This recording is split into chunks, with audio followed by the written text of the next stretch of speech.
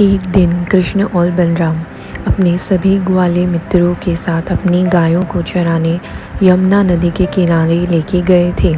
वे सभी अपने साथ खेलने के लिए तरह तरह के सामान भी ले गए थे।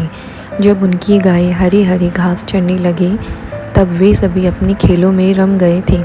बीच बीच में जाकर वे अपने पशुओं को देख लिया करते थे।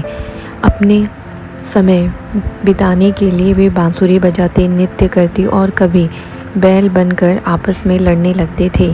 मोर, कोयल और बंदर की आवाज़ें निकालकर वे आपस में बातें भी करते थे। सभी गोप अपने खेल में पूरी तरह रमे हुए थे। इधर कंस ने एक असुर को कृष्ण को मारने भेजा था। वह चुपचाप एक वृक्ष के पीछे छुपा हुआ इनके खेल को देख रहा था और मन ही मन कृष्ण और बलराम को मारने की योजना भी बना रहा था। एक बछड़े का रूप धरकर वह पशुओं के साथ चढ़ने लगा।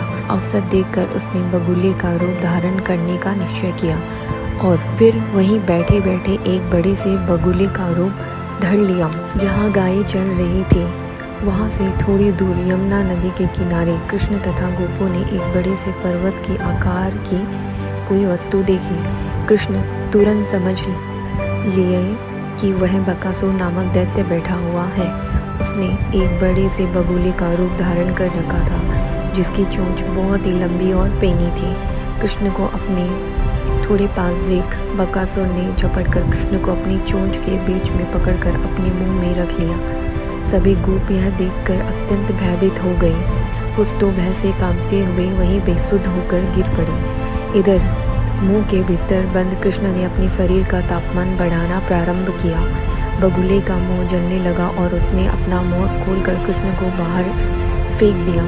थोड़ी देर में फिर उसने कृष्ण को अपनी चोंच से पकड़ना चाहा, पर कृष्ण ने गन्ने की तरह उसकी चोंच को पकड़कर दो भागों में चीर डाला। बकासुर का अंत हो गया। सबने शांति की सांस ली और गांव लौट आए।